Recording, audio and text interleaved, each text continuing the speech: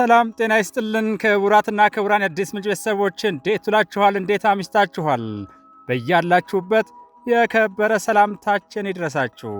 ዕለቱ ነሐሴ 21 ቀን 2018 ነው። አሁን የደረሱንን ሰበር መረጃዎችና የዕለቱን አበይት ዜናዎች ቀጥሎ እናቀርብላችኋለን። ከመረጃዎቹ ጋር አብሬያችሁ ቆይታ የማደርገው የእናንተው ውብሸት ታየ ነኝ። ክቡራትና ክቡራን ላይክና ሼር እያደረጋችሁ መረጃዎቻችንን ስለምትከታተሉ ምስጋናችንን ከልብ እናቀርባለን። የመጀመሪያው ልዩ ሰበር መረጃችን ወደ ደቡብ ምስራቅ ትግራይ ዞን የህወሓት ጉጅሌ ወታደራዊ ቤዝ ይወስደናል።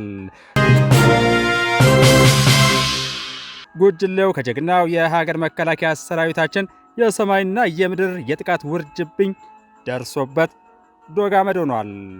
ጥቃቱ የህወሓት ጉጅሌ አመራሮችን በርኪያ ሲያዘ ምነው በቀረብን ያሰኝና የገቡበትን አጣብቂኝ ያመላከታቸው ሆኗል። ምላሳቸው ግን አላረፈም። የጥፋት ዝግጅታቸውንም ጋብ አላደረጉትም፣ ቀጥለውበታል። ወደ ዝርዝሩ ስንገባ ግጀት በትግራይ ደቡባዊ አቅጣጫ ይልቁንም ደቡብ ምስራቅ ዞን ላይ የምትገኝ በታሪክ ምዕራፎች ውስጥ ስሟ ተደጋግሞ የሚነሳ አካባቢ ነች። ኃላፊነት የሚሰማው አካል ቢኖር ኖሮ ይህች ከተማና አካባቢዋ የቱሪስት መዳረሻ በመሆን የጸጋና የማህበረሰብ ትስስር ምንጭ በሆነች ነበር። የህወሓት ጉጅሌ ግን በስለቱ ጫፍ ውግ ከትግራይ ህዝብ በአጠቃላይ ደግሞ ከኢትዮጵያውያንና ከዓለም አቀፉ ማህበረሰብ ተቃርኖ በመቆም የተጠናወተውን የጦረኝነት የደም መፋሰስና የማናህለኝነት ቅዠት ለመተግበር በቀጠፈው ለበቅ እየተገረፈ የግጀት ስምም እየተነሳ ያለበት ሁኔታ ነው ያለው። የሆነው ምንድን ነው? ይህ ሰላም ጠል ጉጅሌ በጥንታዊ የህዝብ ማዕበላዊ ጥቃት ስልት የቀበሮ ጉድጓድ ቆፍሮ ምሽጎቹን የኃይል የበላይነትንና የወታደራዊ ጥበብ ልሂቅነት ሰርተፊኬት ለራሱ በመስጠት በ27ቱ ዓመት የጭቆና አገዛዝ ከሀገር መከላከያ የመሳሪያ ማከማቻዎች ቋትና በተለያዩ ጊዜያት የዘረፋቸውን እንዲሁም በህልውና ዘመቻው ወቅትም ያከለበትን የከባድ መሳሪያዎች ዝርፊያና መሸሸግ ከፕሪቶሪያው የተኩስ አቁም የዘላቂ ስምምነት በኋላ ለቀጣይ እልቀት ሲዘጋጅባቸው ከቆየባቸው ስትራቴጂያዊ አካባቢዎች አንዷ ግጀት ደቡብ ምስራቅ ትግራይ ሆና ተመርጣለች።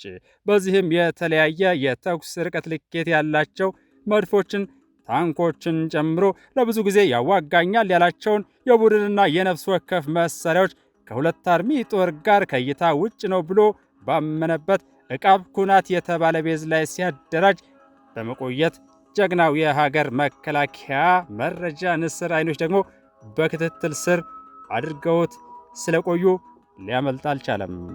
መቼ፣ የት፣ በምን መሳሪያ፣ እንዴት ባለ ሁኔታ የዚህን ቆሞ ቀርህ ጉጅሌ የመሳሪያ ዲፖ ሰላም ጠል ኃይሉንና ሙሉ ሎጂስቲኩን ዶግ አመድ ማድረግ ይገባል የሚለው ከተጠናቀቀ በኋላ በዛሬው ዕለት እርምጃው ተወስዷል። የጥቃት ውርጅብኙን ቡድኑን ነጥሎ በኢላማ ስር ባደረገ ድብደባ በመረብነብም ተፈጽሟል። ጥቃቱ የህወሓት ጉጅሌ አመራሮችን በርኪያ ሲያዘ ምነው በቀረብን ያሰኝና የገቡበትን አጣብቂኝ ያመላከታቸው ሆኗል። ምላሳቸው ግን አላረፈችም። የጥፋት ዝግጅታቸውንም ቀጥለውበታል። የዳሎል ማዕከላዊ እዝ ብርቱ ክንድ የጠላትን አከርካሪና የሰላም ጠል ኃይሎችን ቅስም መስበሩን ቀጥሏል። በአሸባሪው ሸኔ ታጣቂ ቡድን ላይ በተወሰደ እርምጃ 41 የቡድኑ አባላት የተደመሰሱበትን እንዲሁም 8ቱ ደግሞ በከበባ ቀለበት ገብተው መፈናፈኛ ሲያጡ እጃቸውን በመስጠት የተማረኩበትን አስደማሚ ኦፕሬሽን የተከናወነበትን ሰበር መረጃ አስከትለናል። በጋሻ ኮር አይበገሬው ክፍለ ጦር መብረቅ ሬጅመንትና የክፍለ ጦር መረጃ ባደረጉት የተቀናጀ ስምሪት በደቡብ ምዕራብ ሸዋ ዞን ቀርሳ ማሊማ ወረዳ ልዩ ስሙ ሁካት ተብሎ በሚጠራው አካባቢ ሲንቀሳቀስ በነበረው በአሸባሪው የሸኔ ታጣቂ ቡድን ላይ ከፍተኛ እርምጃ ተወስዷል። በተወሰደው እርምጃም 41 የቡድኑ አባላት ሲደመሰሱ 8ቱ ተማርከዋል። በቁሳዊ ኪሳራ የሽብር ቡድን ታጥቋቸው የነበሩ የቡድንና የነፍስ ወከፍ መሳሪያዎች ከነተተኳሾቻቸው የተለያዩ ወታደራዊ ቁሳቁሶችና ጠቃሚ የሰነድ ማስረጃዎች መያዛቸውን የሰላም ሬጅመንት አዛዥ መቶ አለቃ ስጦታ ዘውዴ ተናግረዋል። አዛዡ አክለውም የሰላምን አማራጭ ወደ ጎን በመተው ህዝባችን ለከፋ ስቃይ እየዳረጉ ያሉ አሸባሪ ኃይሎችን ከህብረተሰቡ ነጥሎ ለመምታትና እስከ መጨረሻው ለማጥፋት ሰራዊቱ አስፈላጊውን ሁሉ ዋጋ በመክፈል ሌት ተቀን እየሰራ መሆኑን ጨምረው ገልጸዋል። ሰራዊቱ ሀገር የማስከበር ተልዕኮውን አጠናክሮ ይቀጥላል ያሉት የመብረቅ ሬጅመንት አዛዥ ሻምበል መልካሙ ኃይለማርያም በበኩላቸው የአካባቢያችንን ሰላም ለማረጋገጥና ማህበረሰቡ በሰላም ወጥቶ እንዲገባ አሸባሪ ኃይሎችን በገቡበት ሁሉ ገብተን እርምጃ የመውሰድ ተግባራችን ተጠናክሮ ይቀጥላል ብለዋል። የክፍሉ አባላት ከሰሞኑ በጠላት ላይ በወሰዱት ተከታታይ እርምጃ በጠላት ላይ ሰብአዊና ቁሳዊ ኪሳራ ከማድረስ በተጨማሪ በተወሰደው የተጠና ኦፕሬሽን በሰላም ጠል ቡድኖች ላይ መፍረክረክን የፈጠረ መሆኑን ሻምበል መልካሙ ገልጸዋል። የሀገራችንን ሰላምና ደህንነት ለማናጋት ከውስጥና ከውጭ የተሸረቡ የተለያዩ ሴራዎችን የጸጥታ ኃይሉ በየደረጃው በጀግንነት በከፈለ መስዋዕትነት ማክሸፍ መቻሉን የኢትዮጵያ ፌዴራል ፖሊስ ገለጸ። የኢትዮጵያ ፖሊስ ኮሚሽነሮችና የሰላምና ጸጥታ ኃላፊዎች ሀገራዊ የጋራ የጸጥታ መድረክ የኢትዮጵያ ፌዴራል ፖሊስ ምክትል ኮሚሽነር ጄኔራሎችና ሌሎች ከፍተኛ አመራሮች፣ የክልልና የሁለቱ ከተማ አስተዳደር የፖሊስ ኮሚሽነሮች እንዲሁም የሰላምና ጸጥታ ኃላፊዎች በተገኙበት በዋና መስሪያ ቤቱ በዛሬው ዕለት ሲካሄድ ውሏል።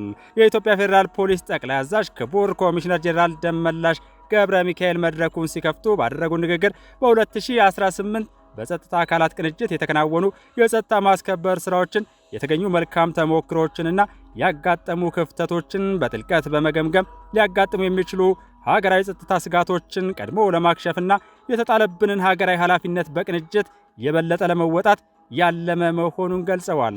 በ2018 የሥራ ዘመን በኢትዮጵያ ፌዴራል ፖሊስ በሀገር መከላከያ ሰራዊት እንዲሁም በፌዴራል በክልልና በሁለቱ ከተማ አስተዳደር የጸጥታ አካላት መካከል በተፈጠረው ጠንካራ ቅንጅት በርካታ ስኬቶች መመዝገባቸውን የገለጹት ክቡር ኮሚሽነር ጄኔራሉ ከ50 ሚሊዮን ሕዝብ በላይ የተሳተፈበት ሀገራዊ ምርጫ ሙሉ በሙሉ በሰላም እንዲጠናቀቅ በማድረግ በሀገር ውስጥና በዓለም አቀፍ ደረጃ ታሪካዊና ምሳሌ የሚሆን ትልቅ ሀገራዊ የጸጥታ ድል ማስመዝገብ መቻላቸውን ተናግረዋል።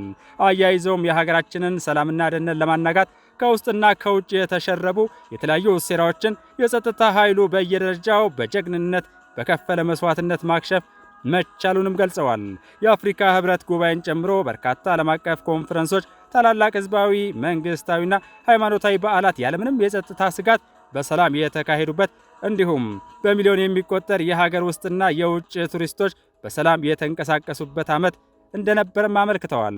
በመድረኩ በሚቀርበው ሀገራዊ የጸጥታ ዕቅድ ላይ በጥልቀት በመወያየትና አቅጣጫዎችን በማስቀመጥ ቀጣይ ሀገራዊ ተልዕኮችን በጋራ ለማሳካት የሚያስችሉ ውሳኔዎች ይተላለፋሉ ተብሎም ይጠበቃል።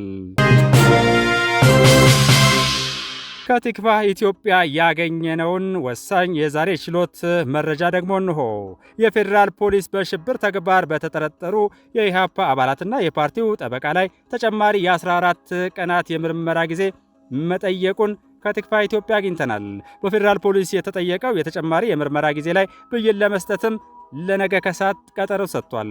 የኢትዮጵያ ፌዴራል ፖሊስ ኮሚሽን የኢሃፓ አባል የሆኑትን አቶ ይስሐቅ ወልዳይ፣ አቶ አበባ አካሉ እንዲሁም አቶ አበራ ንጉስን ሐምሌ 27 ቀን 2018 በቁጥጥር ስር ማዋሉ ይታወሳል። ተጠርጣሪዎቹ የተያዙበት ጉዳይ በፌዴራል ከፍተኛ ፍርድ ቤት ለልደታ ምድብ አንደኛ ጊዜ ቀጠሮ ወንጀል ችሎት እየታየ የሚገኝ ሲሆን ተደጋጋሚ የምርመራ ማጣሪያ ጊዜ ቀጠሮ ተጠይቆባቸው በመፈቀዱ እስከ ዛሬ ማለትም ነሐሴ 21 ቀን 2018 ድረስ ቀጥሏል።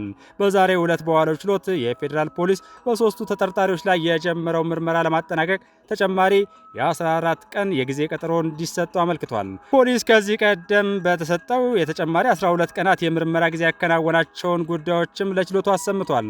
እስካሁን ባለው የምርመራ ሂደት ፖሊስ የሚከተሉትን ተግባር ማከናወኑንም ለፍርድ ቤቱ አመልክቷል። ከተጠርጣሪዎቹ እጅ የተገኙ የተለያዩ የኤሌክትሮኒክስ መሳሪያዎችን ለምርመራ ወደ ብሔራዊ የመረጃና ደህንነት አገልግሎት መላኩን፣ የምስክሮችን ቃል መቀበልና የባንክ ሂሳብ እንቅስቃሴዎችን መመርመሩን፣ ተጠርጣሪዎቹ በደቡብ ኢትዮጵያ ክልል አርባ ምንጭ ከተማ ዙሪያ በዘይሴ ብሔረሰብ ውስጥ ተጠርጣሪዎች ባደራጁት ታጣቂ ኃይሎች 17 ንጹሐን ዜጎች የተገደሉበት፣ 23 አባወራና እማወራዎች ከመኖሪያ ቤታቸው መፈናቀላቸውን፣ ከ13 ሚሊዮን ብር በላይ ንብረት የወደመበት የጥፋት ተግባር ላይ በማስረጃ የማረጋገጥ ሥራ መስራቱን፣ ከኢትዮጵያ መገናኛ ብዙሃን ባለስልጣን እንዲሁም ከተለያዩ ዞንና ወረዳዎች ተጠርጣሪዎችን የሚመለከት መረጃ እንዲሰጠው መጠየቁን አብራርቷል። ፖሊስ ለፍርድ ቤት ባቀረበው አቤቱታ ወንጀሉ ውስብስብና ከሀገር ውስጥ አልፎ ከውጭ ኃይሎች ጋር የተገናኘ በመሆኑ ተጠርጣሪዎቹ ከተለያዩ ቡድኖች ጋር ያላቸውን ቀጥተኛ ግንኙነት የሚያረጋግጡ የሰውና የሰነድ ማስረጃዎችን ከክልሎች ለማሰባሰብ ተጨማሪ ጊዜ እንደሚያስፈልገው ገልጿል። በዚህ መሃል ተጠርጣሪዎቹ በዋስ ቢወጡ ማስረጃ ሊያሸሹ እንደሚችሉና በተፈለጉ ሰዓትም ፍርድ ቤት ይገኛሉ ብለን ስለማናምናቸው በዋስ የመውጣት ጥያቄያቸው ተቀባይነት እንዳይኖረው ሲል ጠይቋል። በተለይም በደቡብ ኢትዮጵያ በጋሞ ዞንና በተለያዩ አካባቢዎች የተፈጸሙ የሽብር ድርጊቶችን ማስረጃ ለማደራጀት የባንክ መረጃዎችን ለመተንተንና ቀሪ የምስክርነት ቃል ለመቀበል የ14 ቀን ተጨማሪ ጊዜ እንዲሰጠው ጠይቋል። ችሎቱ በበኩሉ ፌዴራል ፖሊስ የጠየቀውን የተጨማሪ ምርመራ ጊዜ ከመፍቀዱ በፊት የፖሊስ የምርመራ መዝገብ ቀርቦ በጠየቁት ጊዜ በቂ የምርመራ ስራዎችን ሰርተዋል ወይስ አልሰሩም የሚለውን ለመመርመርና በጉዳዩ ላይ ብይን ለመስጠት ለነገ ነሐሴ 22 ቀን 2018 ከሰዓት ቀጠሮ መስጠቱን ቲክቫ ኢትዮጵያ ዘግቧል።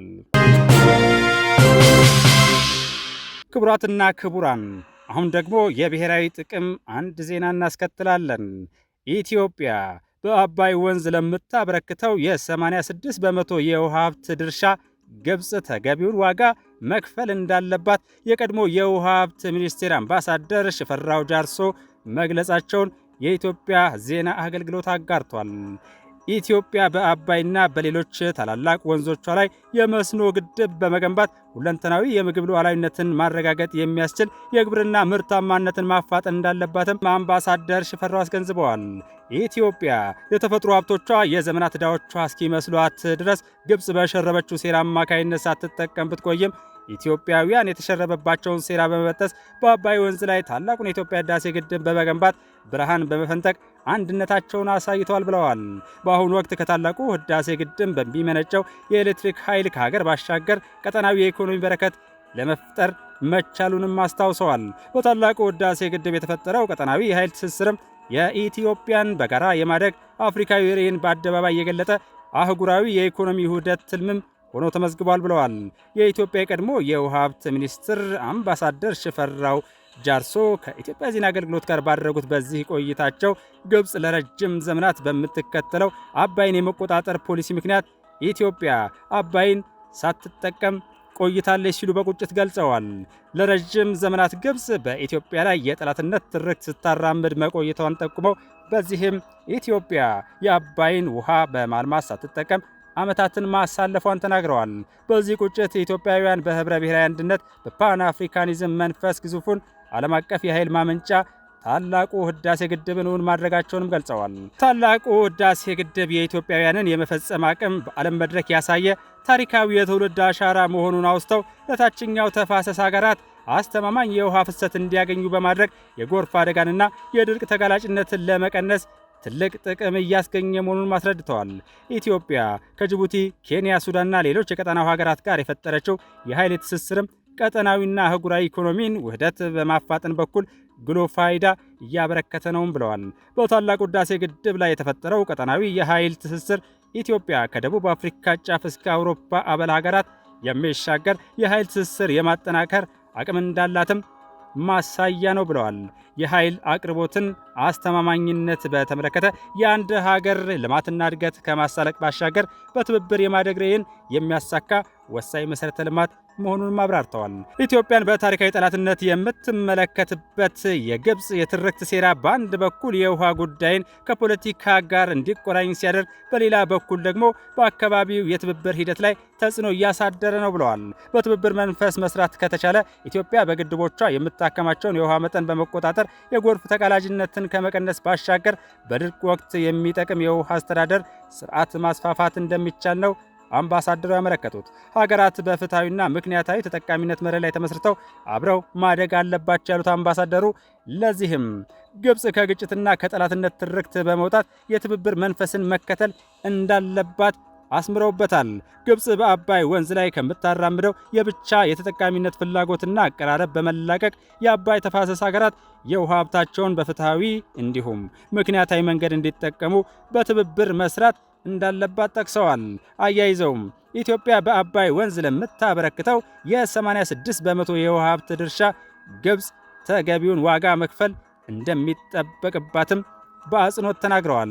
በቀጣይም ኢትዮጵያ አባይ ወንዝን ጨምሮ በሌሎች ድንበር ተሻጋሪ ወንዞቿ ላይ ተጨማሪ ግድቦችን በመገንባት የኃይልና የመስኖ አቅሟን ማሳደግ እንዳለባት አምባሳደር ሽፈራው አስገንዝበው የታላቁ ህዳሴ ግድብ ኢትዮጵያ ተጨማሪ ኃይል ማመንጫ ግድቦችና የመስኖ ፕሮጀክቶችን ለመገንባት የሚያስችላትን የሰው ኃይል፣ የገንዘብ አቅም፣ ልምድና ተሞክሮ ለማዳበር አስተዋጽኦ ማድረጉን አስታውሰዋል።